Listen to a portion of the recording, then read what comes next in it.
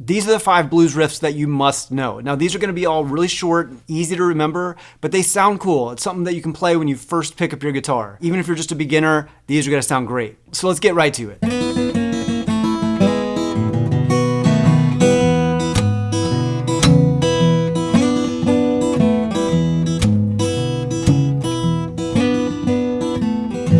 Number 1 is called the Boogie Woogie. You've heard this in Stevie Ray Vaughan's playing Pride and Joy. Here is the basic boogie. And then you might hear it with the shuffle rhythm. And within that basic boogie, there's a bunch of variations. I'll play through a few. The up and down.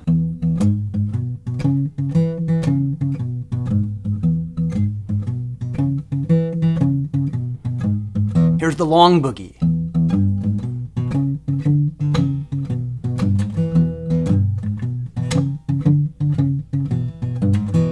You might hear me doing some of this.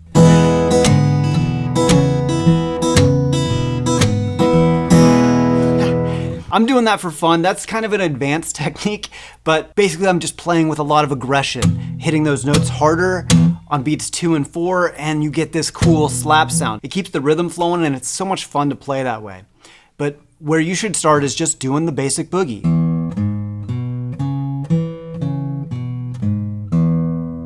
Number 2 is kind of like a riff. You can use this in so many different places. It sounds like this.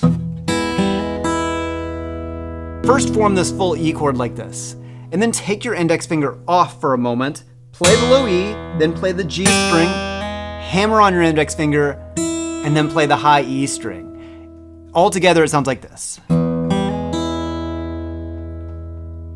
You might hear it like the end of some like fancier riffs. You might hear it like in the middle of riffs like this.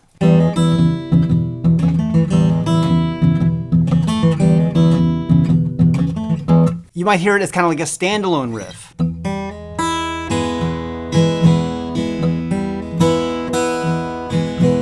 The technique that you should start building is being able to hammer on that index finger while you're still playing the chord. And then plucking other strings at the same time. That's the best place to start. Number 3 is something that I call the slidey riff. It sounds like this. Once your hands get better at doing these, you can start to piece them together to make longer ideas. It's a great place to actually end with that hammer-on riff from before. This little riff comes up so much. That's a variation. You've heard things like this.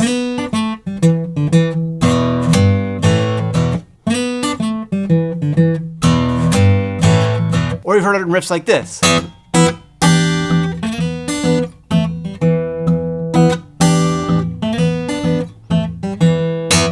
Where you should start, though, is this.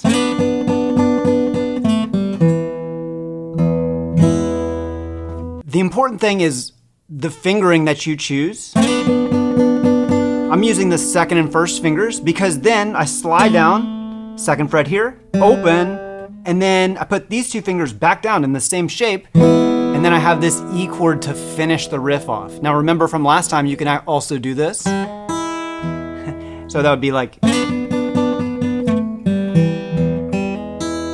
It's cool when you start to add these together. Now that riff comes up so much, it's also used as what's called a turnaround. And you should learn this phrase like this. So that same spot where we, on the slidey riff, sliding up to the 4th and 3rd frets here, all you have to do is get this spot and then start alternating between thumb and index on the 1st string. So go thumb, index, thumb, slide down.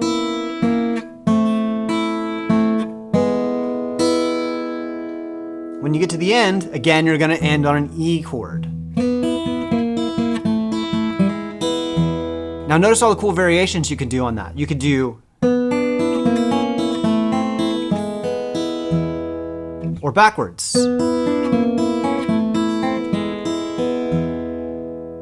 Or even just together. That's called a turnaround phrase. That's a cool little phrase that you can play at the the beginning of your blues or at the end. Now, number 5 is actually probably the most important riff that you're ever gonna hear in blues, and it's the basic shuffle.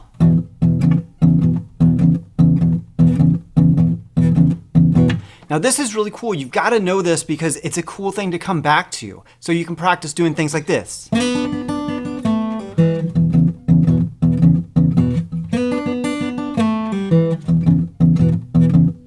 So knowing that shuffle is essential. The other cool part about the shuffle is that same thing with the boogie woogie and the slidey riff and the turnaround. There is a bunch of variations like this. This is something called the long shuffle.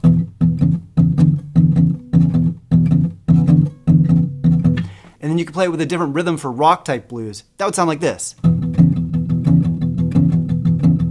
What you should start with is the basic shuffle.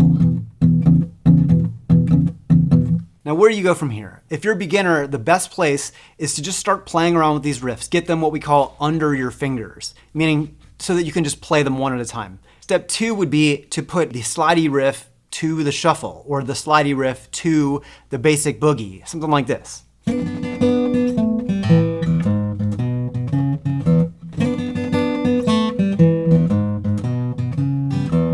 But once you understand that concept of putting a riff and then to a rhythmic pattern, boogie woogies, shuffles, the next step is to really understand and internalize the 12-bar blues form.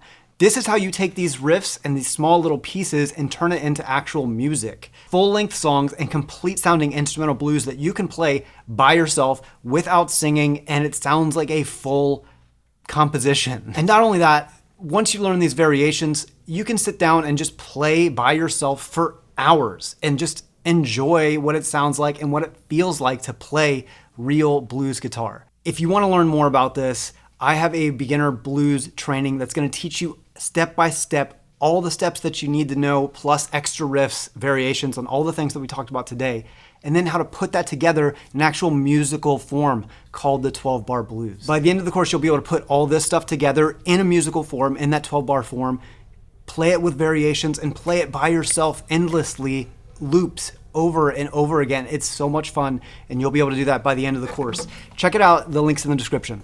Hope to see y'all there.